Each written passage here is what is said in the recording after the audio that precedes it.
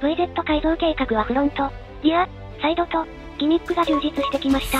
もっとギミックを学ぶためには、ギミックを作らなければならない。しかし、何を作るべきか。そう、問題は山積みなのです。自分で作る改造パーツ、それが、ギミックです。それにはレーサーの様々な思いが詰め込まれています。言い換えれば走りへのこだわりと、言っていいかもしれません。自分で作る自分のミニ四駆のための、改造パーツ。これには本人の技術レベルが、必須となります。やはりいつもギミックを作る必要があるわけです。しかしながら、わざわざ挑戦するなら高価なパーツになってしまうギミックで、失敗はしたくない。これは人情です。しかしながら作らないとレベルは上がらない。でも失敗したくない。それならば、と、見たいものを作る企画、では公式の、ギミックを作成するのを推奨します。毎年発売されるこの公式ブック超速ガイドには、近年ギミック作成のページがあるのを、ご存知でしょうか？わざわざ公式が掲載するギミックなら難易度はもちろん効果だって、期待できるというもの。そして始めれば何事も前に、進みます。これを、きっかけにしてみるのはいかがでしょうか？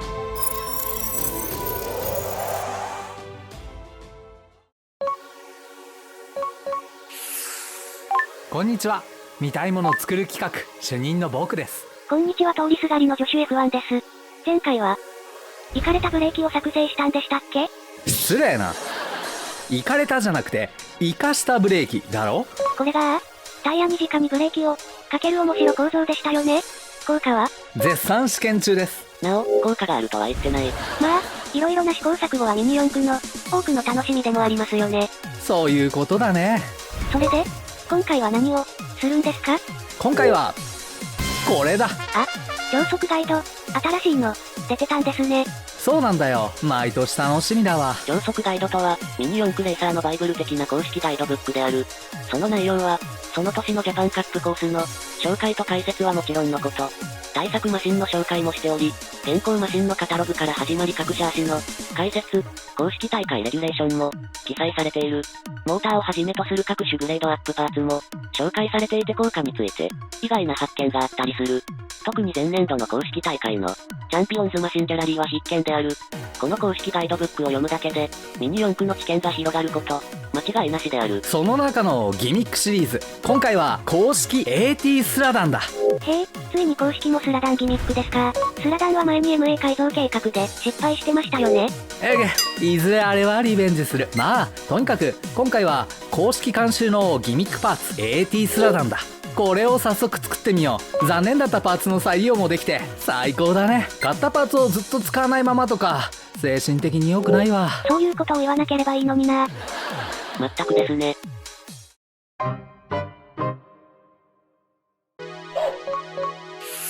それじゃあ、使用するパーツ紹介からいってみよう。じゃあよろしく。はーい。あいよ。FRP マルチワイドリアス艇2枚。これがメインパーツ。アッパープレートとボトムプレートの2枚を作る。フロントワイドスライドダンパー。もちろん使い回し。別にローラーを準備する必要があるが、今回は後回し。ワッシャー台4個。アルミスペーサー 6mm1 個。スライドダンパーがタイヤと干渉しないようにする大事なパーツ。スプリング黒2個。リアブレーキの余り品。ロックナット4個。サラビス2本。15mm。スライドダンパーの支え、サラビス加工するため必要ならユータービットも、用意する。12mm ビス2本。AT 部分固定用の、ビス。ハトメ2個。以上、既存のグレードアップパーツの、フロントワイドスライドダンパーを、使うのが肝ですね。そうなんだよ。これでぐっと製作難易度が下がるんだよね。助かるわ。さすが公式。それじゃあ、いつもの構造解析いってみっか。 FRP の1枚目をカットしてボトムプレートを切り出す。 FRP の2枚目をカットしてアッパープレートを切り出す。アッパープレートから加工していく。この穴をサラビス用の加工をする。こっちはドリルで 2mm に拡張。ハトメを入れてサラビスネジとトラビスネジでかしめる。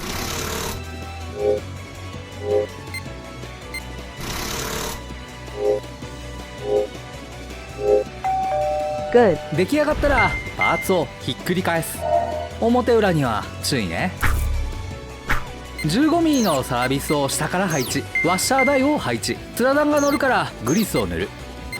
スラダンステを配置。スラダンのスプリングの中に 6mm のスペーサーを入れる。スラダンのカバーを配置。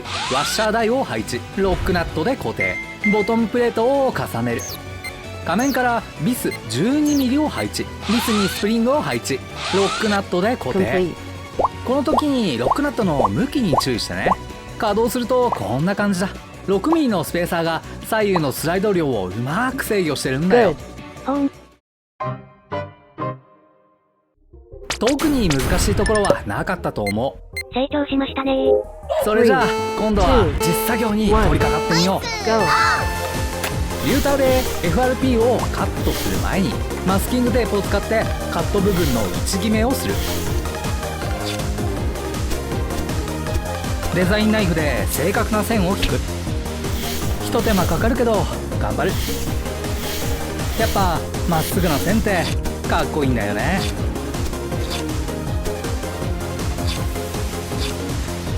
2枚準備したらリューターでカットしていく。 FRP はガラス繊維でできています。吸い込まないように注意してください。はい、2枚目怪我に注意して作業してね。カットしたらヤスリを使って切った角を丸めておく。これ超大事だから。 Good. アッパープレートから加工していく。サラビス加工を2箇所。バッチリ。 Good. 2mm 系ドリルで穴を拡張。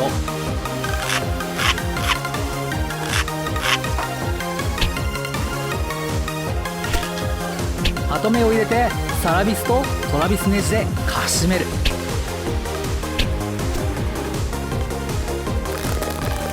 はい完成。 Good. 15mm サラビスを下から配置。ワッシャー台を配置。ワッシャーの上にグリスを塗る。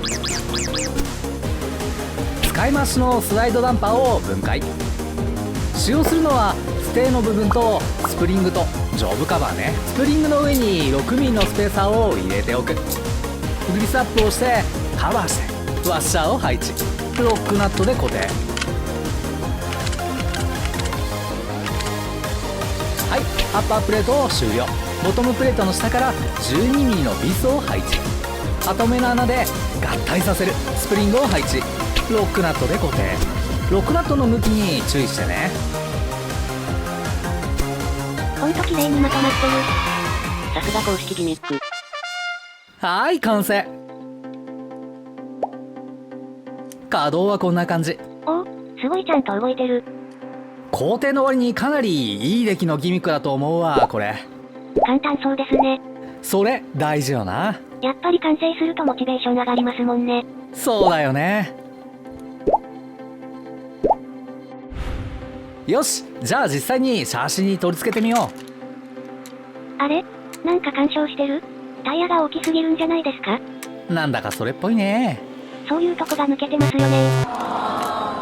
中継のタイヤに履き替えよう。タイヤのサイズは約 26mm ね。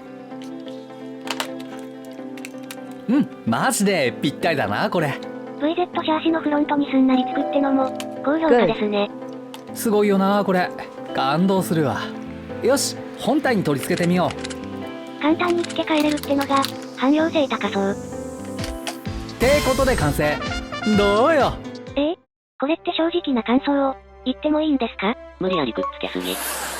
無論だ F1 君、どうぞ。絶対に上の部分に追加のギミックが必要ですよね。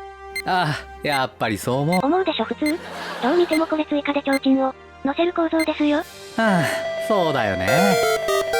次回のネタが決定しました。それじゃあこれにボディ提灯を積んでからテスト走行だね。どうせならポリカも試してみたいよね。そうですね。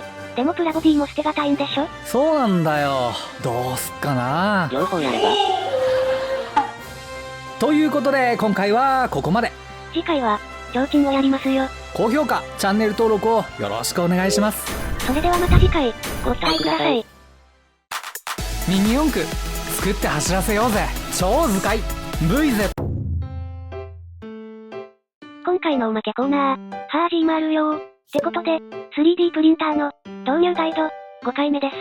今回は自分で作った 3D モデルを印刷したい場合絶対必要になる、スライサー、ってソフトウェアについて話をしていくよ。ダウンロードしたデータの印刷までの話は前回の動画のおまけコーナーを参照してください。それで、スライサーって何ですか？なんか切るの？それってある意味正しい認識かも。パソコンとかで使うデータ形式の拡張子って知ってる？はいはい、知ってますとも。パソコンとかのファイルの名前の後にくっついてる文字の羅列でしょ？まあ合ってる。これはそのデータの種類を表しているものなんだけど、今回重要になってくるのがこの2つ。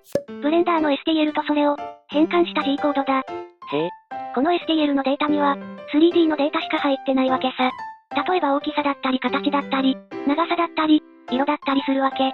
ふんふん、そうですね。でも実際に印刷する場合には、溶けたフィラメントをどうやって置いていくかっていう話になるわけじゃない？ああ、確かにそうですね。モデルの中身というか内側のことなんかも 3D データには必要ありませんからね。そうなんだ。データ上のものを3次元空間に印刷する上で必要な数字ってさ、かなり違ってくるわけさ。そのために必要なのがこのスライサーっていうデータ変換ソフトなわけ。ほう。実際にブレンダーで作ったデータをこのスライサーに入れて変換してみる。ほう、これは？キューラーってソフトウェア。もちろん無料だよ。あ、なんか線で作り直された？そう、この線こそがフィラメントを置いていく場所の指定であって 3D プリンターの動き方の指示書ってわけ。ほん。この形になることで 3D プリンターは印刷できるようになるってわけよ。3D プリンターの印刷部分がこの線のように動くんですか？その通り。へえ、一筆書きみたいですね。そうね。ってことで今回は、これまで、高評価とチャンネル登録をお待ちしてます。見たいものを作る企画。